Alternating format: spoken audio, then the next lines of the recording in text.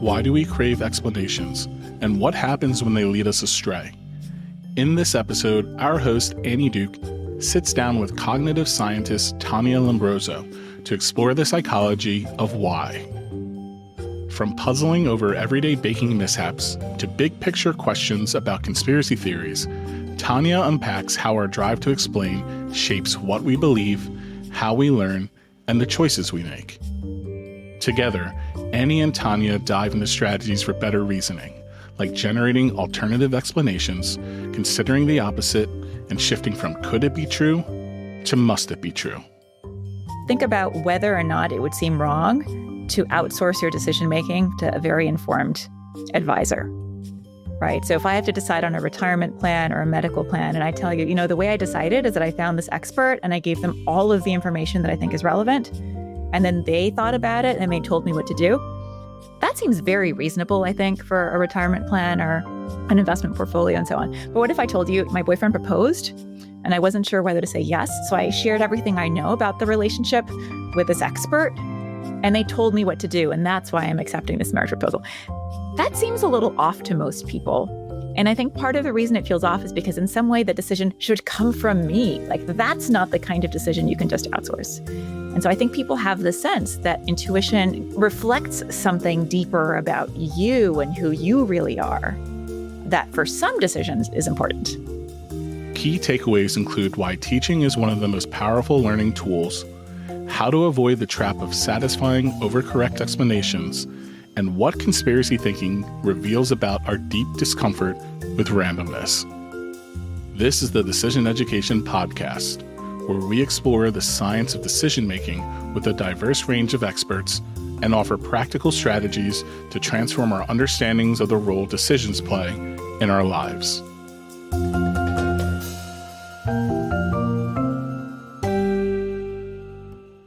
I'm so excited to welcome my guest today, Tania Lombrozo. Tania is a professor of psychology at Princeton University, as well as an associate at the Department of Psychology and the University Center for Human Values. She directs the program in cognitive science and co-directs the Natural Artificial Minds Research Initiative within the Princeton Laboratory for Artificial Intelligence. Tania received a BS in Symbolic Systems and a BA in Philosophy from Stanford University in 2002, followed by a PhD in Psychology from Harvard University in 2006. She was a professor of psychology at the University of California, Berkeley from 2006 to 2018 before joining the faculty at Princeton. Tania's research aims to address foundational questions about cognition using the empirical tools of cognitive psychology and the conceptual tools of analytic philosophy. She lives in Princeton, New Jersey with her husband and 2 daughters. Tania, thank you so much for joining me. I'm so excited for this conversation. Thank you. I'm happy to be here. I just wanted to kind of start with this very big concept, right? Which is humans drive toward explanations. So I think that in some ways it's kind of obvious to people that we kind of want to understand the world. But I think it goes much deeper than that in terms of this drive. Can you kind of give us a general idea of what do we mean by that? What are some examples of that drive to explain things? Let's just start there. Yeah, absolutely. So I think one way to think about the human drive for explanation is in terms of the motivations and emotions that drive it. And I think we've all had these experiences. So on the one side of it, we have curiosity. We really want to know why certain things happen the way they do, why they happen at all. And that's part of what really initiates the process of looking for explanations. But then there's also this feeling we get when we get a good explanation, which I call explanatory satisfaction, right? When you get a really good explanation, there's the kind of oh, I get it now, I understand. Or on the flip side of that, when you get a bad explanation, there's an itch that hasn't been scratched. It feels like you're missing something, right? So I think we can all relate to those experiences. I think those are very human emotions that drive a lot of our learning. And so from my perspective, part of the reason why we're such explanation-seeking creatures is because explanation is one of the main ways that we learn about the world and communicate about what we learn. And I think you see that at all scales. So you see that in cases like science, for example, and in children's learning, but you also see it in really mundane everyday cases. So 2 that I thought I might share that I thought listeners would be able to relate to are cases like cooking and clickbait, right? So in the case of cooking, at least I've had the experience of having virtually the same recipe in one case turn out to be spectacular. And then I try to reproduce that and it doesn't work out the same way. And that makes me wonder why, right? Like, what's the difference? Why were the cookies so delicious the first time and underbaked the second time? I did everything, I think, exactly the same. And so we're driven to explain. And that's a good example of one of the reasons why we might care. If we can come up with the explanation, that's going to then guide our future actions, right? If I could figure out what it was that made the difference between the delicious batch of cookies and the mediocre batch, presumably that would then put me in a better position to replicate the better cookies every time, to prevent the bad batch from happening again. So even though often when we're driven to explain, it's just for the sake of understanding, I think the kind of knowledge it gives us about the world is precisely the kind of knowledge that we can use to guide our future actions in more productive ways. I like the cooking example. I actually made brownies once the night before Thanksgiving, and this recipe has worked every single time.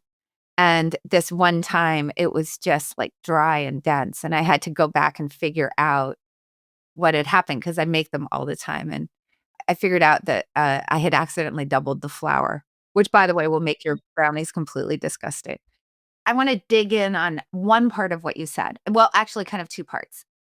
One is sort of thinking about this satisfaction we feel when we think we've got the explanation, like, and how that's driving things. But then to sort of roll back to the core of something you said about it's changing your behavior going forward. Like when you can find a really good explanation, it changes the types of decisions that you make, the types of choices you make going forward. So one thing that I've been thinking really deeply about is how we often jump from a description to an explanation. Like we get there too fast.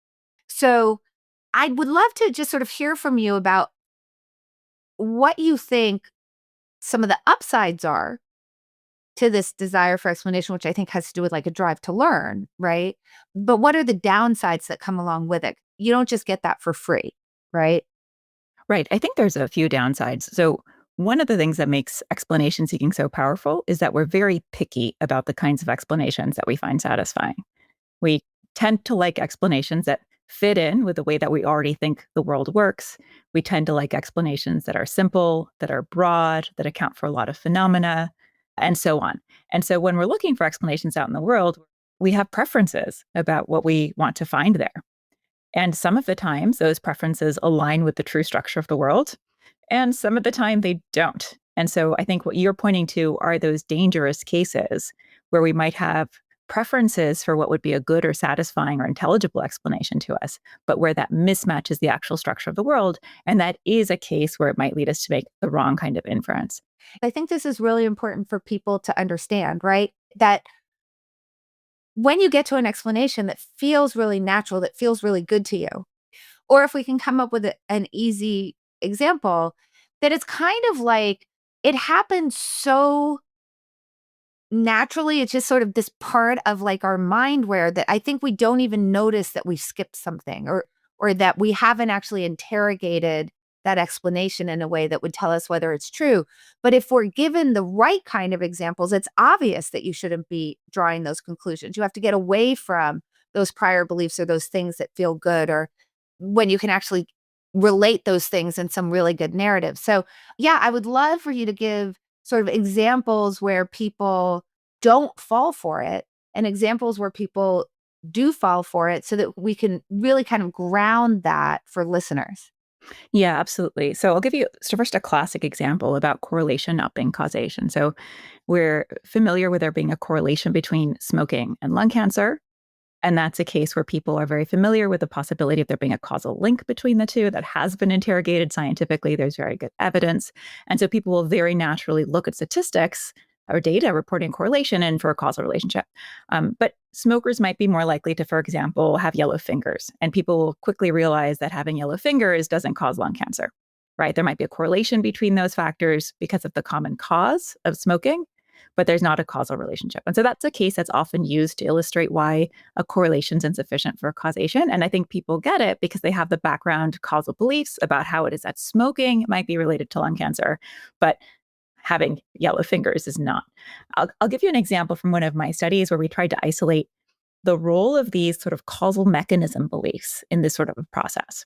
So what we wanted to do was to give people evidence of a correlation between two variables where we had control over whether or not people could come up with some sort of a causal mechanism linking those two variables.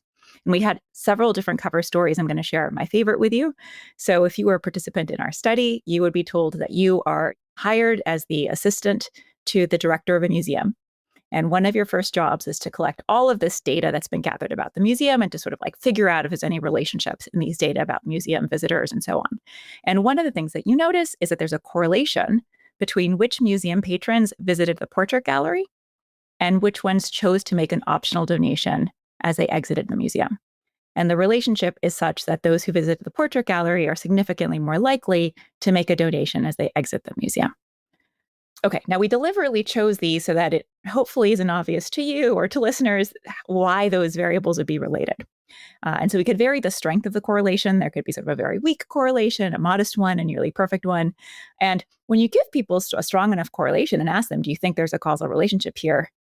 They'll say, yeah, I guess there's a causal relationship because you gave me a really strong relationship. But if you ask them, why did this museum patron make a donation? Because they visited the portrait gallery, they don't find that satisfying. They feel like there's something they're not getting about how these are connected. So for half of our participants, we fill that in for them. We give them a causal story. And in this particular scenario, the causal story is that research has shown that when people are surrounded by faces and eyes or watchful others, that makes them think more about their reputation and what they look like to others. And that seems to trigger more pro-social or generous behavior. And this idea came from the fact that there actually are psychology studies that have found effects that when you put people in a situation where they feel like they're being watched, they actually are more likely to behave generously. So we tell people the story. The data haven't changed really, right? The strength of the correlation between visiting the portrait gallery and making an optional donation is whatever it was. But now you have this sort of causal mechanism that allows you to link visiting the portrait gallery to making the optional donation. Now people are much more likely not only to say that there is a real causal relationship there, but also to think that there's an explanation. Now, if you see somebody give an optional donation and you say, why did that person make an optional donation? Well, because they visited the portrait gallery. People now find that much more satisfying.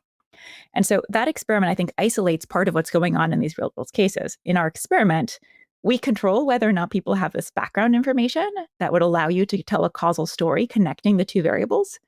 But in the real world, people have lots of information they come to data with, and they use that information to rightly or wrongly connect these dots between various variables. And that makes it very easy for them to go straight from a description or a correlation to something like an explanation in some cases where it might not be warranted. How do you get people to take that extra step and say, okay, that feels really good, but this is going to drive my decision making going forward. So I should actually check on it. I should test it. Part of the way I think about this is that people do think about this through the lens of explanation. And that means that if you want them to scrutinize one particular explanation, you have to have made an alternative explanation salient. And so if you point out alternative ways to account for the same data, for example, maybe the portrait gallery is just the best part of the museum. And so people are more motivated to make an optional donation because they've had a better museum experience. Maybe the portrait gallery really needs basic maintenance, right? The floor is really scuffed up and so on. And so people make an optional donation because having visited the portrait gallery, they really realize that the museum needs money. There's a dozen more of these we could come up with, right? And so I think when those are made salient to people, I think that gives them a representation in a form that they're able to interrogate. They can now think to themselves, oh, okay, well, here's one explanation is that it's about the eyes. Another explanation is that it's about the fact that the floor was really scuffed up. And so now I think the museum needs money. How could I differentiate those? Well, now you realize you need more data. Now, how can you use this to get people to be better reasoners? I haven't done studies where I try to get people to generate or interrogate these alternative explanations, but there are some studies that systematically have people consider alternatives or consider the opposite to their original perspective. And just prompting people to do that, they are often able to come up with alternatives themselves. And then once they do that, you can often do some amount of debiasing or moving them away from whatever their initial position was. And part of what I think is so interesting about that strategy is that what the experimenters had to do was just tell people to consider the opposite. They didn't have to actually give them the alternatives to consider. And that means that this is a kind of strategy that all of us can get better at using spontaneously. That's amazing. I particularly love when we know that there's some sort of issue, right? Because we have the upside to explanation, but then there are these strong downsides that have to do particularly with bias or what feels good or what we want to be true about the world. Mhm. And to actually have a concrete strategy to try to counteract that, I find very satisfying. So now let's take it one step further. And I want to just kind of ask you about conspiracies and sort of conspiratorial thinking as explanations, because I think that there's a lot of things in life that do have an explanation, that do have a causal explanation.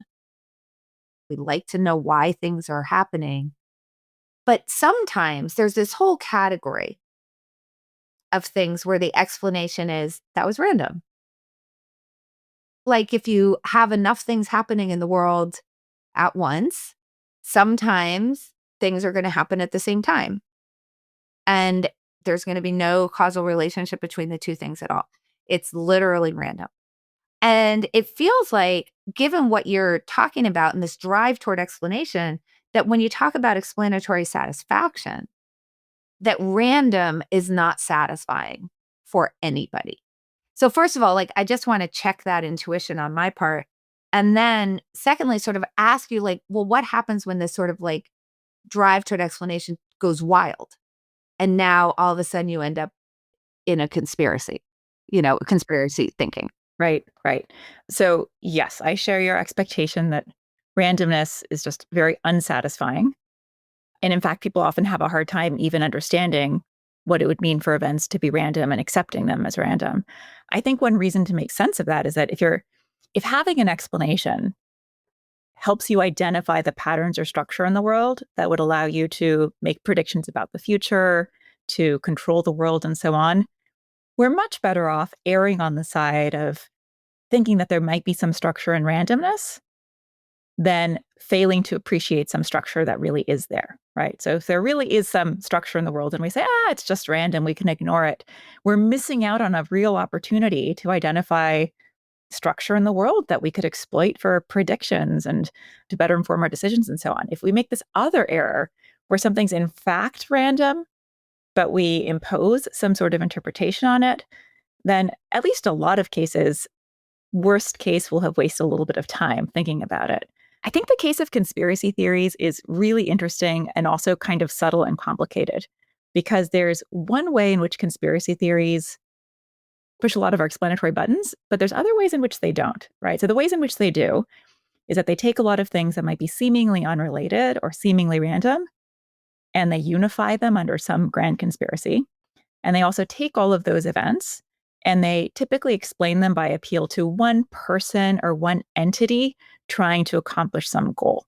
Right. It pushes away from randomness and towards an explanation that is simple in the sense that it basically fits the schema, agent or agent's satisfying goal. But in other ways, they can be really convoluted, really complicated, really ad hoc.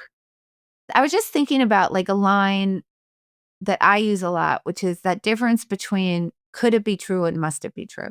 Mm-hmm. And the different standards that we apply to explanations that conform to our beliefs versus explanations that don't conform to our beliefs. If there's an explanation that doesn't feel good to me, say politically, for example, then I am going to say, well, does that have to be true? Right? I'm going to all of a sudden become a scientist and be like, well, what would be the alternative explanations? And how could I disprove that? And like all of a sudden you're skeptical. Whereas if it does fit with your prior beliefs, you just are like, could that be true? Sure. And you're kind of done. Right. And I'm just thinking about that as kind of a distinction. Yeah, I think that's really interesting. It reminds me of a phrase I love that comes from Alfred North Whitehead, the philosopher and mathematician. And he's talking about the relationship between philosophy of science and looking for simple explanations in science. And he says that you should seek simplicity, but distrust it. Mm. And I think there's a more general idea there. There's some real value to seeking the explanations that we find satisfying. That does a lot of work for us in terms of our learning. And often it's what leads to discovery and allows us to create the kinds of mental representations that are very effective for navigating the world. But there's also a way in which we have to recognize the ways in which the explanations we come up with don't match reality exactly, either because we have these preferences and motivations or because we're driven by these cognitive limitations, because our explanations are ultimately not identical with reality. They're sort of our models of reality. And so I'm tempted to sort of recast your point in a variant of Whitehead and think about, sort of seek satisfying explanations, but distrust them. You kind of have to always have this second layer of scrutiny so that it shifts us from, could it be true to must it be true, even in the cases where we want it to be true. That's right. Yes. No matter what, that you always have to think, must it be true? Like, Yeah. well, what if this disagreed with me? Mm-hmm. Right? What if this didn't confirm my prior beliefs? What if, then how would I be treating this? Like I'd be writing a dissertation about why it's wrong. Yeah. Yeah. What would my extremely intelligent enemy say? Right. Like, That's a good way to think about it. My super smart enemy, even if I think all my enemies are dumb. yeah. But what if one of them were really smart? Yeah. Yeah.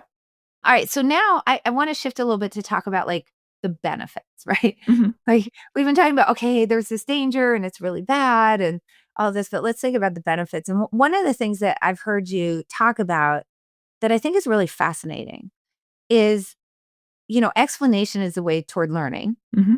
And I think that feels obvious. But, I think if you ask most people, like, what does learning mean? Right? They would be like getting new information, Mm-hmm. that you learn new stuff. And I think that generally would think facts, right? You learn what the circumference of the earth is or how the tides work or whatnot. But you actually talk about something that I think is really interesting, which is that even just the act of attempting to explain something can cause learning, even when you haven't learned anything new. Yeah, that's right. So let me start with the version that I think everyone probably has experience with. And that's a phenomenon that's called the self-explanation effect. And what this is that often when you explain something to yourself or to somebody else, you come to understand it better, even when you don't get new information. A lot of parents have this experience where their children will ask very everyday factual questions, what causes lightning, and so on. Why are there storms? And the parent will start to explain, in the course of trying to explain it to a 5-year-old, realize that there's these huge gaps in their own understanding. The standard example of this is thought experiments, Mhm. right? So normally we think about science progressing by going out and doing real experiments, but at least some of the time in the history of science, there have been these cases where it seems like there's been real advance from a thought experiment. Einstein's famous for having several very influential thought experiments that seem to advance the field. So here's an example that's to sort of illustrate the phenomenon. So if I asked you right now to close your eyes and tell me how many chairs are in the room that you're in. Well, that's easy because I'm in a little tiny room. All right, we'll make it a little bit harder. How many chairs are in your dining room? Oh, that's an interesting question. Let me think how many people sit on each side. There's 1, 2, 3, 4, 5, 10, 12. 12. Okay. And how did you get to that answer? I looked at my dining room. All right. Perfect. Okay. So you didn't already have the pre-compiled answer 12, No. but you had a different mental representation that you could do something with in order to extract the number 12, right? You created something like a mental image. You went through a process of like counting involving that mental image. And so that's a process of what psychologists sometimes called re-representation, right? Like you had a representation in one format. You applied a process to it, in this case of counting, in order to extract a representation that was in the right format to answer my question. I think when we look at concrete cases like that, we realize there's nothing mysterious, there's no magic, but it's an example of learning by thinking. Before I asked you, in some sense, you knew how many chairs you had in your dining room, and in some sense, you didn't know. And as a result of going through that process, you were able to re-represent the information you had in a way that made it available to this new cognitive process. Now you can give me a number when I ask you. I teach effective decision making, judgment and decision making. I also used to teach people poker. And what I found in both of those processes, but I'll take poker as the example, that when I would say teach a poker seminar over the weekend and then I would go and play poker the next week, it would always be like the best poker that I played. And part of it was because I would sort of figure out through that teaching process that some of the things I thought were wrong. Like, I wonder, is there an extra boost? Do you get something extra in terms of being able to spot where your explanations might be lacking when you're having to teach something to somebody else or you're having to explain it to another person as opposed to self-explanation? I think so, yes. So there have been some studies that have explicitly compared explaining to another person versus not. But rather than studies with that specific comparison, there's a lot of reasons to think that you would see those differences. And I think there's three in particular. One of them is just sort of something like accountability, right? When you're just doing it to yourself, you can get away at 70% capacity. And when you're doing it in this higher stakes setting, maybe you're really operating at 100% capacity. So it's not sort of a fundamentally different process. You're just kind of holding yourself to higher standards. That's one. The second is that you're engaged in a different kind of perspective taking or theory of mind.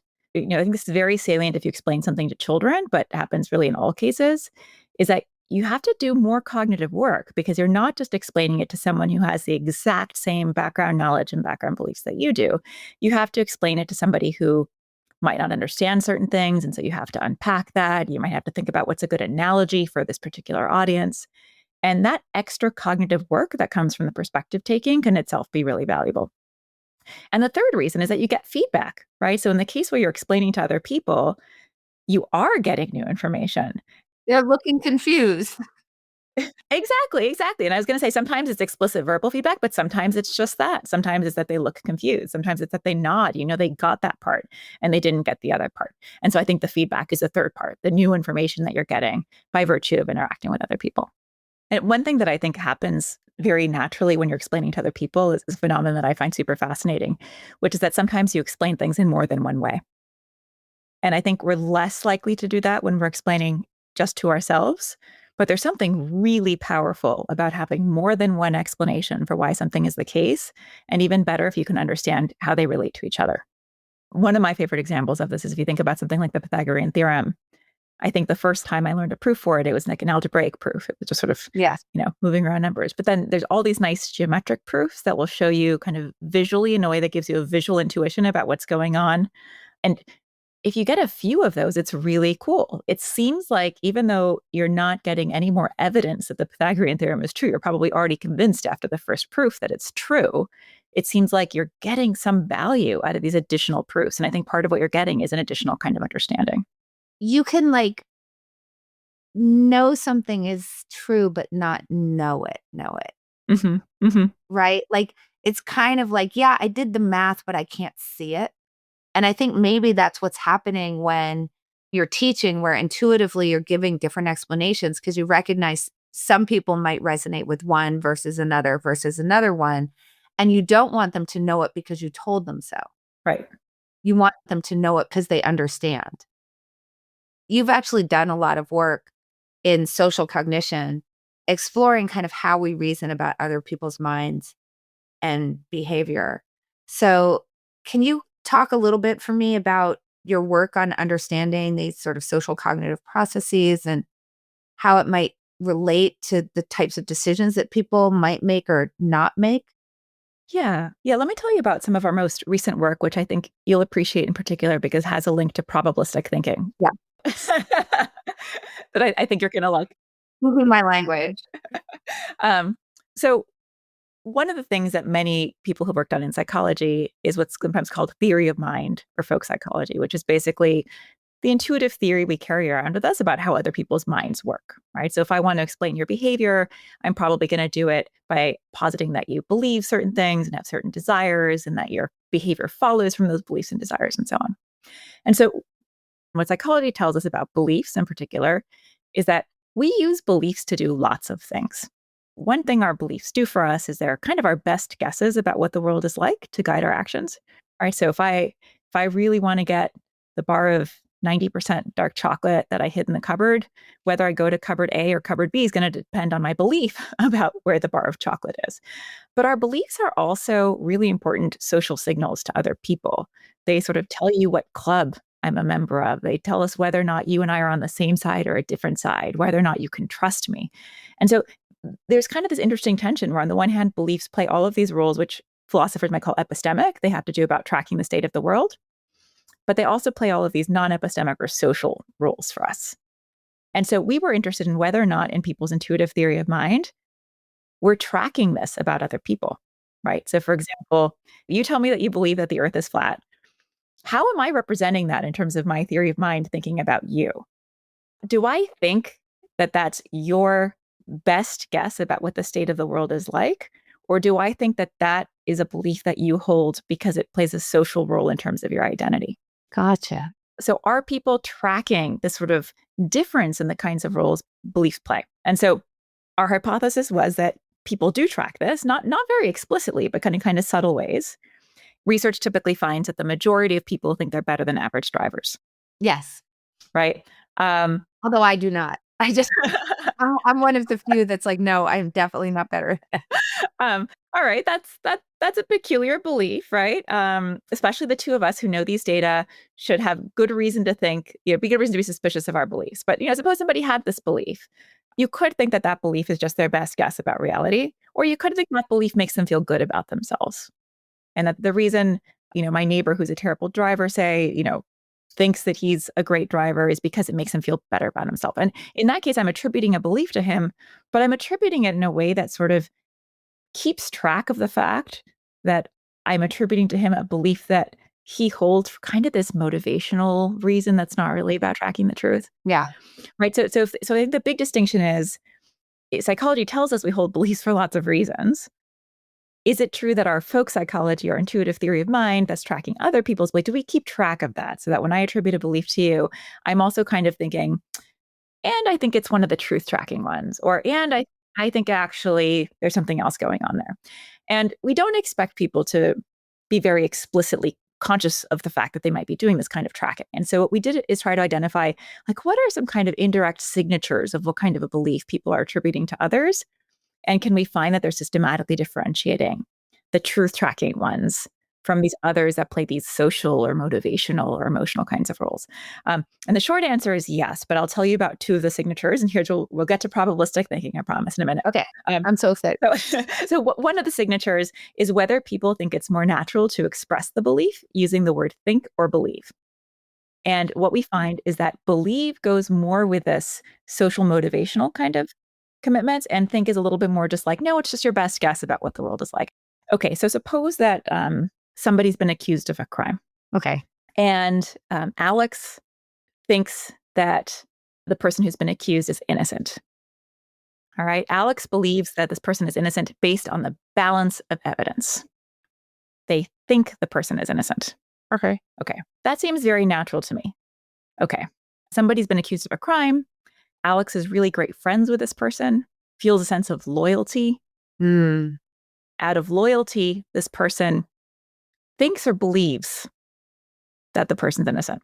Do you feel the pull of believe there a little bit? Like maybe when the belief is based on loyalty. Yeah. Yeah. So when the belief is based on evidence, think seems quite natural. And when the belief is based on loyalty, and across our vignettes, we have other kinds of social, emotional kinds of considerations, belief seems more natural. Now, this is not categorical, right? I mean, either English word is okay in either case.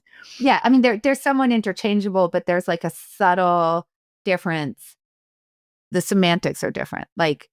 Yeah. Second signature that we identified that differentiates these types of beliefs is whether people think it's natural to recast the belief in probabilistic terms. So let's go back to this person who's trying to decide, based on the balance of evidence, whether or not somebody's guilty.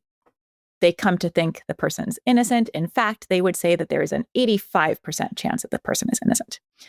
Now, to my ear, that sounds very reasonable to sort of like recast the belief in probabilistic terms. Okay, now let's look at our second case. Out of loyalty, someone comes to believe that the person is innocent. In fact, they'd say there's an 85% chance that the person is innocent. Does that seem a little weird? Yeah, that seems way too high. Okay, but even if you change the probability, I mean, to me, part of what seems weird is that if you have a belief based on loyalty, to then give any probability. No, any probability is really weird. I'm saying if they... Yeah. So it's different. If they said, I'm 85%, I would be like, no, you're not. You wouldn't believe them. No, I wouldn't believe them. Yeah. Whereas if the person was doing it based on evidence and they said 85%. So I'm thinking of a case where you force them to put a probability on it. Yeah. right? And if they both say 85%, I don't believe the second person. Yeah. That's interesting. Which is, I think, in part responding to this mismatch. When a belief is about your best guess about what the world is like, it should be graded. It should reflect the strength of the evidence. It's very natural to express that in terms of a probability. On the other hand, if you have a belief that's maybe serving a social function, maybe a motivational function, Or based on faith. yeah, that's based on faith. Yes. It seems much more categorical, right? It seems much less natural to express it in this probabilistic way. And so that's the second signature that we identify that seems to differentiate the way people are thinking about these kinds of beliefs. How did you actually test that? Yeah, so we've done a few different studies, but I think the ones that are kind of the best controlled is we have a vignette where we describe a character who comes to beliefs and proposition. So, it's a little bit like the case I gave you, but more detail. Somebody's been accused of a crime and so on. And then character will ultimately believe that the person is innocent. We'll have a sentence where we'll say, Alex blanks that Bob is innocent, and they have to fill in thinks or believes. And then we give that sentence back to them, and you say, would it be natural for Alex's belief to be expressed in terms of a probability? Like, for example, that Alex believes it's 97% likely. Or do you think Alex just believes this as opposed to not believing it, but it's not natural to express in terms of probability? And they do it like that. We for the probabilistic measure, we've also done a version where people classify their own beliefs as what we call binary or probabilistic. So they first tell us whether they agree or disagree with a bunch of statements. We then give them back the statements that they agree with. And we say, how would you describe your own belief? You just think it's true as opposed to not thinking it's true, or you think it's true with some probability where you think it's natural to sort of like describe it in those terms. And you find variation even within and across people in how they do this classification. Does this go so far as I think that there are things that I have evidence for that I think are just 100% to be true. Right? But I have evidence for them. Right? Like the earth is round-ish. You have to put ish because it's not perfectly round. If you say, do you believe that the earth is not flat? I would say yes. And I would also say it's 100% that it's not flat. Okay. So does it go so far as people are willing to say, like, for some things, yes, and I'm willing to say it's 100%. And for other things, even though, like, if you're saying binary, that implies 100 or 0. Yeah. So can they make that distinction that it's not like about whether you know for sure it's true? So we do find a relationship between how extreme people's beliefs are and whether they classify their beliefs as just like all or none, what we call binary. So it does seem like in some way those things are kind of confounded. But we can also statistically take out the variation in our data that's accounted for by strength of belief and then see, is there anything left over that this binary probabilistic distinction correlates with? And the answer is yes. So it doesn't seem to just be capturing something like belief extremity. It seems like there's something above and beyond that, which is something more like, is it natural to have a probabilistic construal in the way that you think about this? Yeah, that's what I was getting at, because like my intuition was that it would be. Like if you asked me the earth not being flat, can you put a probability on that? I would be perfectly happy to. I would consider that a probabilistic thing. Yeah. And that is what we're trying to get at. And I mean, just to give you another like a kind of intuition here, I suspect you're somebody who probably is happy to put a probability on just about everything. But some of the things True. some of the things that we find people are less inclined to think about probabilistically are moral claims. So for example, take the claim that eating meat is immoral. That's not a claim that all of our participants agree with. In fact, the majority don't agree with it. But a lot of people think there's something a little bit weird about saying that there's a 70% chance that eating animals is immoral, right? So when you get to claims that are moral, for many people, not everybody, it just sort of seems like probability is not the right way to express what you might think of as your uncertainty. And that's something that we see in our data. Yeah, so when my book Quit came out, which is about getting people to think about like just this distinction between like, should you stick to something or should you not? And then maybe make a plan for that, right? I had a lot of people telling me, well, obviously this doesn't apply to a decision about marriage, who to marry. Mm. And I was like, what? Why not? Right? Well, that is probabilistic. Yeah. What? Why not? Right? Like, so I feel like, you're thinking about morality, which I think for people sort of feels like the truth, right? Um, but if you're thinking about like choosing a partner, that the person that you choose to marry is really a bet. I could describe that bet, right? That person compared to other people that you might meet in the future, given your time constraints, is going to help you to achieve the goals that you're trying to achieve through marriage more than other options that might be available to you. But that's probabilistic that they're actually going to do that. That's people get divorced, right? Like, so it would be probabilistic even if people didn't. But the people really were very resistant to thinking probabilistically in that realm. Yeah. And I sort of used to say there's some things, and maybe this is kind of getting into what you're getting at, that people just prefer to be magic. Oh, that's interesting. I think there's an explanation that doesn't require going all the way to magic. Yeah, because I would love to hear it. I don't know what it is. So we have a handful of studies. This is from a paper that was published a few years ago, where we looked at something that's very similar to what you're describing. We looked at people's preferences for decisions that are made on the basis of deliberation or intuition.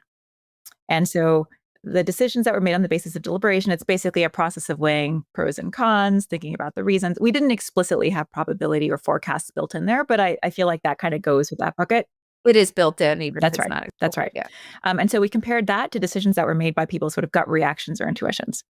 And for lots of things, people think you should decide on the basis of deliberation. So, for example, if you're deciding on a retirement plan or which stock to invest in or which medical treatment to follow, which computer to buy, and so on. But for romantic decisions, as well as some others, various aesthetic decisions and so on, people think you should go with your gut. And in our studies, part of what we identified that seems to predict the judgment that you should go with your gut for certain decisions is whether or not it's a decision for which something like someone's authenticity matters. So when people want a decision that is made authentically, I should say whatever that means, because unpacking that is complicated. It seems like they care about it coming from something like intuition or your gut, not magic, I think, as opposed to it being something like a calculated decision. And one way to maybe think about whether or not it would seem wrong to outsource your decision making to a very informed advisor, right? So if I have to decide on a retirement plan or a medical plan, and I tell you, the way I decided is that I found this expert and I gave them all of the information that I think is relevant, and then they thought about it and they told me what to do.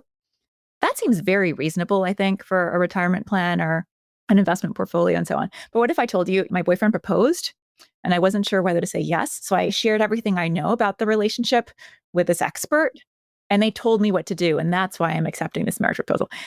That seems a little off to most people. Yeah. And I think part of the reason it feels off is because in some way the decision should come from me. Like that's not the kind of decision you can just outsource.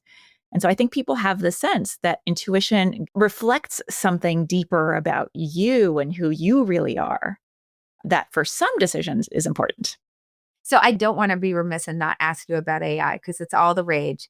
And I know that at Princeton, there's some really cool, like interdisciplinary work that's happening. So I just love to just get a flavor and hear sort of how you're involved and kind of what's happening at Princeton in terms of AI. Yeah, absolutely. So one of the newer developments at Princeton is that the university has started a Princeton Laboratory for Artificial Intelligence. And in some ways, it's intended to be something like an incubator or facilitator for lots of interesting interdisciplinary AI connections across campus. And maybe I'll just give you two examples that I know because I'm involved in them, but really there's many, too many to name. So one has been actually an incredibly fun interdisciplinary project that involves me, somebody from a human-computer interaction background, somebody from a computer science background, and somebody from a philosophy background, and then me as a cognitive scientist / psychologist. And the question we've been tackling is what it means for an AI system to possess understanding. So you'll hear all these claims made, right? Like, do large language models understand language? And people will argue about that, yes and no. Or, if you're interacting with ChatGPT, does ChatGPT understand what you're asking? Does ChatGPT understand you as a person? And so lots of these claims are being made. But, really, in order to assess these claims and be able to say yes or no to whether a system understands, you need to be able to say, what does it mean for a system to understand? And this is incredibly complicated in the human case, I'm sure you can appreciate, right? What does it mean for a human to understand something? And that's a question that in various ways, I think people in psychology and education have been thinking about for ages, Yeah, yeah. and that philosophers of science and epistemologists have been thinking about too. Like, for example, what is scientific understanding comprised of? And so what we do in this paper is basically draw on all of these existing ideas from philosophy and from the cognitive sciences about understanding to think about what it would mean for an AI system to possess understanding.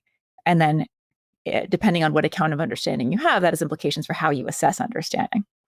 Would you say that kind of the default for humans is to believe that the LLMs possess understanding or not? That's interesting. I think I'd probably say yes. There haven't been very many studies that have explicitly asked lay people about understanding. I think the main place where you see these claims is in headlines and news articles, and to some extent in the academic literature. But there have been studies that have looked at the extent to which people are willing to attribute LLMs with consciousness, emotions, other sorts of human-like characteristics, Which would imply understanding. which would suggest understanding. That's right. And a decent number of people are willing to attribute conscious experience to large language models. And in fact, people are slightly more willing to do so when they've had more experience interacting with them. And so that suggests to me that most people, they interact with the system and it, say, gets a bunch of addition problems correct. You say, does it understand addition? I think mostly people will say yes. I don't know if you do yet or not, but do you have just like a TLDR, like, what have you figured out? I think it depends enormously on the kind of system. And I think the people who work most closely with those systems and with assessing them tend to be much more hesitant to attribute understanding than what you see in the news headlines and then what I think lay people are willing to do. So, insofar as there's some generalization to be made, I think it's that they have quite limited understanding. And part of the reason why I think we end up with that judgment is because the kinds of mistakes that they make are often very unhuman-like. So even systems that are extremely good in the sense that they get what we consider to be the right answer, let's say 95% of the time, if you look at the mistakes they make for the 5% they get wrong, those mistakes will tend to look quite different from a lot of the mistakes that humans would make, at least for many cases. And that suggests that whatever they're doing, it's at least not what we think of as human-like understanding. Yeah. Right. Do you have an example of a mistake where a human would be like, whoa? Yeah. So this is from a few years ago, but you get sort of contemporary equivalents. You can have a system that's extremely good at classifying pictures of objects and saying what they are. That's a school bus, that's a duck, that's a crow, and so on, until you change the image in some slightly arbitrary way. You change the perspective that it's looking at it from a little bit. You add a little bit of random noise in a particular way. You rotate the image slightly. Things that for a human would not really make a difference to their classification. But all of a sudden, the system is saying that the school bus is a duck, something very different. The kind of mistake that a human wouldn't make. It feels like, as an example, it would be like pretty much every human on earth can tell the difference between a cat and a dog. Mm-hmm. If you show them pictures. But when you actually try to list out and have them write down, like, what are the difference between a cat and a dog, it's actually really hard, right? It doesn't have to do with size. They're furry. One meows and one barks, but what is that really like? It's actually quite hard to list it out. So it sounds like what you're saying is these things of categorization that are relatively easy for humans, even if they can't explicitly explain how that's occurring. Like, if it's an amphibious vehicle, we understand that it's not a duck, right? Like, it doesn't matter. Yeah. It can be yellow, it can be in the water, it can be all sorts of stuff, but like, we're always going to understand that's not a duck. And it sounds like it's getting into that thing of like, there's something going on that we may not be able to explicitly write down what the differences between them are, but we can identify one thing versus another. That's right. And if you think about the kinds of disagreements you have with other humans, often they're disagreements where you have a different judgment, but I don't think we are fundamentally different, right? So, I can imagine us finding some picture on the internet where you think it's a cat and I think it's a dog. Or I think the dress is gold and you think it's blue. Yeah, sure, fair enough. But if we show that cat dog image to a particular classification system and it tells us that it is love. Yeah, then you're like, what? Then we're like, whoa, something else is going on here, right? So part of what's interesting is that sometimes these systems that have extremely good performance, really impressive performance, there's still some way in which what they're doing is very unhuman-like. Yeah. And I think those cases are extremely interesting because they tell us not just something about how the systems are working, which can be hard to figure out, and people are trying to figure that out, but also something about how human cognition works, because whatever we're doing is not quite the same as what we see in some of these systems. Yeah, it's interesting. Like, it makes me think about like memory storage, right? So like a computer, it's like date time Mm-hmm. stamped.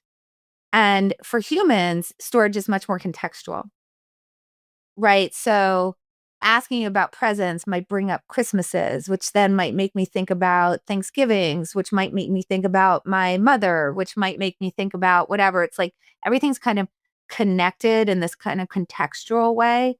And retrieving things date and time, it's not the same. Even though a computer might retrieve something and I might retrieve something, the underlying processes for like how that retrieval is occurring are like really different, where you could expose that difference. And it sounds like you're saying something similar here, that like you may overlap in kind of what the end result is, but whatever those underlying processes are, one thing is sort of firmly human, Mm-hmm. right? And the other thing is something else is going on that we can sort of feel is not human. Yeah. I mean, with the extra caveat, I'd say that, of course, and I know you appreciate this, but I think it's worth saying is that there's lots of different kinds of AI systems, right? So AI is not one category of systems. Even if we restrict ourselves to large language models like ChatGPT, there's still lots of versions and variations and so on. And so I think it's hard to make a generalization about all of these. And even across the AI systems, we're going to see very different kinds of systems. So I don't think in principle you couldn't create an AI system that's going to have the same kind of associative retrieval kind of structure that you're describing for humans. Right. But I think it's extremely informative, both in understanding AI and understanding ourselves, to think about the different ways that those systems could be structured to figure out which corresponds to the way that humans are working. And then I think the broader question is figure out under what conditions each of those is best, right? There's going to be some things for which the human form of memory retrieval is fantastic, and then some things for which it's not great, right? Like if I wanted to know what you had for breakfast on, July 3rd of 2006, your memory is probably not great for that, right? No, that would be terrible. but the system you described, right? So sort of having a characterization, not just of a description of the similarities and differences, but can we really understand the relationship between those kinds of like architectural or structural features of these systems, and then the kinds of intelligence or kinds of problems they're going to be really good at versus the cases where they're going to make systematic errors. Gotcha. That's so fascinating. So I just want to ask you just super fast, like lightning questions. The first one is just, what decision-making tool or idea or strategy would you want to pass down to the next generation of decision makers? Gosh, that's a great question. I'll tell you one that I find myself using all the time, even though it's not one that comes from my own research. And that is that whenever I say yes to anything, I realize I shouldn't be thinking about it as yes versus no. It's yes, I'm going to do this versus what's the alternative that I would be doing if I said no, right? There's always an opportunity cost when you say yes to something. And I have found it enormously valuable to reframe all of my decisions in those terms. It is never yes, no. It's always this versus an alternative, and being explicit about Versus what I could be using that time for. That's right. And usually multiple alternatives. And I have found that to be really helpful in actually making it easier to say no, as well as prioritizing my own time. Yeah, I love that as an answer. I think you're the only person so far who's given that as an answer, because opportunity cost neglect is like such a huge thing. Is there any book that you would recommend for listeners who really want to improve their decision making? I would definitely recommend Algorithms to Live By for listeners who aren't familiar with it. It's a book that's written by Brian Christian and Tom Griffiths that looks at tools from computer science and statistics, really, for how to think about various kinds of decision problems, but then applies them to everyday cases. And it's a book that's quite accessible, even for people who don't come at it from a computer science background. One of my favorites. What do you think the impact on society will be when the Alliance for Decision Education succeeds in its mission to ensure that decision education is part of every K through 12 student's learning experience? I think that would be phenomenal. I mean, I think we're at a historical moment where we are seeing so acutely why it is so important for people to have basic critical thinking skills, basic evidence-based decision-making skills. I think it's proven to be a really difficult empirical problem to figure out the best way to teach those skills. And that's part of why it's so important for people to be thinking about it, doing research on it, trying out different approaches to education so that we can figure out what really works and helps people make the best decisions, both locally in terms of their own lives, but all the decisions that we make that affect society and that have global consequences. Thank you. So I love that answer, just like a huge effect. So if listeners want to go online and learn more about your work or follow you on social media, where would you send them? Best place to go first is my personal website, which is my full name, tanialombrozo.com. And from there, you can go straight to my social media. You can join a mailing list to find out when my book comes out, and you can find out more about my research.